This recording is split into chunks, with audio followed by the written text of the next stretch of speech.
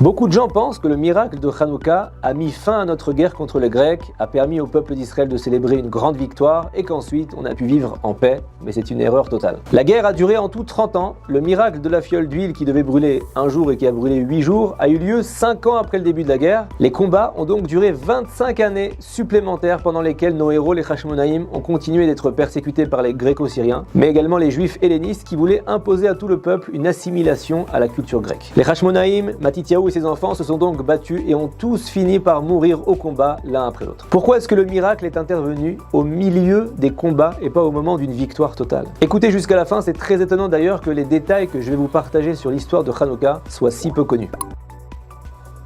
Vous savez tous comment la guerre a commencé. Un officier syrien convoque les juifs de Modine sur ordre du roi Antiochus pour faire une offrande dans un lieu d'idolâtrie grecque. Lorsqu'un juif délateur s'avance pour commettre ce grave péché, Matityahu tue de son épée le juif et l'officier syrien. À partir de là, les juifs sont obligés de fuir dans les montagnes, ils abandonnent leurs maisons, se cachent dans des grottes, dans le désert, des massacres de juifs ont lieu, certains membres du peuple juif hurlent contre Matityahu, le chef des Hashmonaïm, en disant « Pourquoi tu nous fais subir de telles souffrances alors que comme dit le Talmud, Gzera, Avida, Debatla, tous les décrets sont abolis un jour. Par ce geste, tu attires sur nous la colère d'Antiochus. Qui sait combien nous serons à survivre? À cause de toi, nous sommes traqués comme des animaux. » Mais ne pensez pas que Matityahu était un imprudent, nous rappelle Rav Avigdor Miller. C'était un grand érudit, un sage. Vezedim beyad roske toratecha, c'était pas une petite tête brûlée comme voudraient nous le faire croire les livres d'histoire de chercheurs laïcs. Matityahu a remarqué que le peuple juif en Israël était arrivé à un point de rupture. Les gens s'effondraient spirituellement, ils épousaient la cause helléniste. Il fallait donc agir. Matityahu et ses enfants ont choisi cette guerre et étaient eux-mêmes toujours au premier rang jusqu'à leur mort.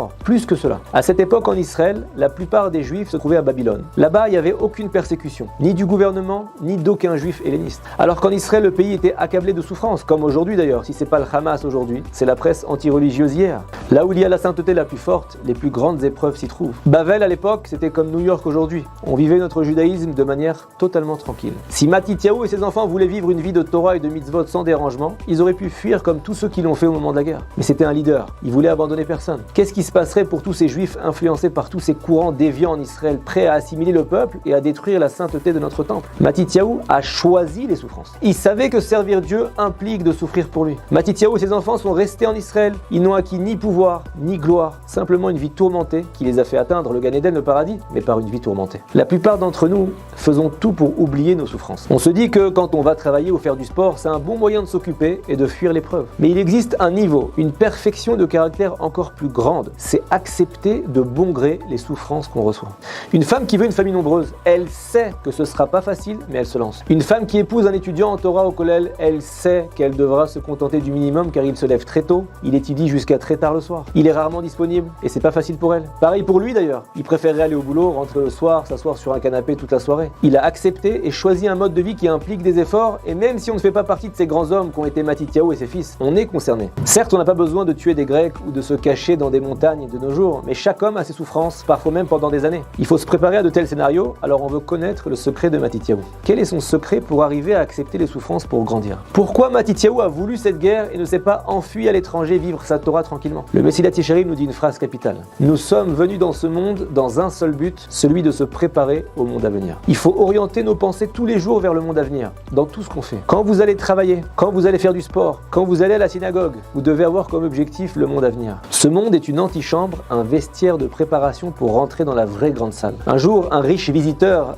a rendu visite au Chafetz Chaim, le grand rabbin qui était assis sur un vieux banc en bois, devant une table de planches. On aurait pu croire qu'il vivait dans une maison en pleine rénovation. L'homme lui dit « Où sont vos meubles, Rav ?» Et le Chafetz Chaim de lui retourner la question « Et vous, où sont vos meubles ?» L'homme répondit « Mais je ne suis que de passage ici. » Et le Rav de répondre « Eh bien, c'est mon cas également. » Le Rav prenait à chaque minute de sa vie qu'il vivait dans une antichambre sans meubles. Je ne dis pas qu'il faut absolument être mal à l'aise dans ce monde. Parfois, il faut une certaine dose de confort pour s'encourager, pour tenir le coup. Et il a fallu d'ailleurs beaucoup de travail au Rav pour arriver à vivre ainsi et se hisser à ce niveau. Mais nous avons au moins un idéal de vie devant nous. Et là, on commence à comprendre ce que nos grands héros de Hanouka ont compris. Ils avaient compris que ce monde est un couloir qui mène à quelque chose de bien plus important. Dans un couloir, les amis, on n'a pas le temps de se prendre la tête pour rien. On n'a pas le temps d'être brisé. On doit juste avancer. Ceux qui perdent de vue que ce monde est un couloir sont terrifiés par l'idée d'avoir des années de guerre à vivre devant eux. Et c'est ce à quoi pensaient les juifs simples à l'idée de s'attaquer au roi Antiochus. Atken atzmecha baprosdor kedesh etikanes la traklin. Veillez à vous préparer dans ce vestibule qu'est ce monde pour rentrer dans la salle de fête. Et regardez la suite de l'histoire. Les souverains syriens ont commencé à se faire la guerre entre eux pour savoir qui aurait les juifs de leur côté. Naturellement, les juifs se sont vus accorder tous les droits et ont pris leur indépendance. Une monarchie a été restaurée chez nous, nos rois avaient des tables en or pur, ont baigné dans la prospérité, et malheureusement la famille des Hashmonaïm, dont le glorieux papa et ses enfants étaient décédés depuis longtemps, ont été ruinés, puis ils sont même devenus, écoutez-moi bien, des tzdukim, des sadducéens, des ennemis des sages de la Torah. Ils ont abandonné la Torah pour laquelle leurs parents se sont sacrifiés. Car la richesse est une épreuve encore plus difficile que la souffrance matérielle. Je me rappelle qu'un grand rave de Montréal m'avait dit qu'au Canada, il n'est jamais sorti de là-bas une sommité rabbinique comme on peut en voir par exemple en Israël, parce que l'idée même de la souffrance là-bas est rare. La vie est aisée, facile.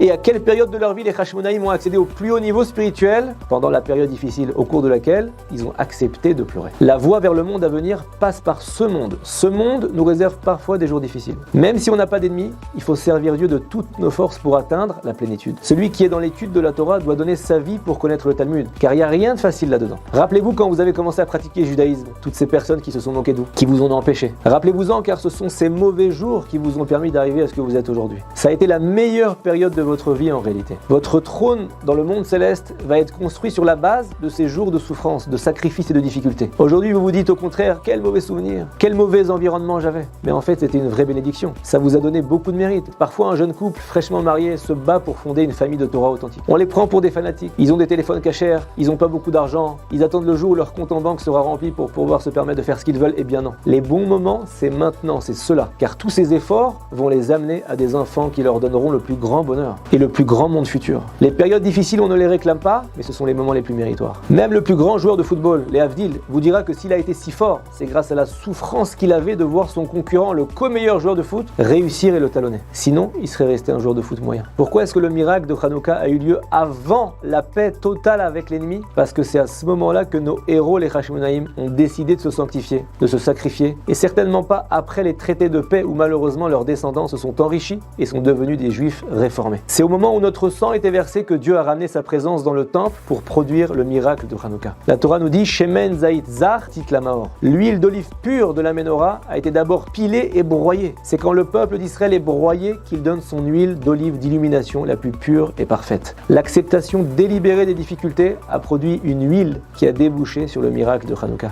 Nos ancêtres ont accepté la souffrance car ce monde n'est qu'un vestibule pour le monde à venir. C'est la leçon des Hashmonaïm dont il est plus que jamais temps d'appliquer à notre génération.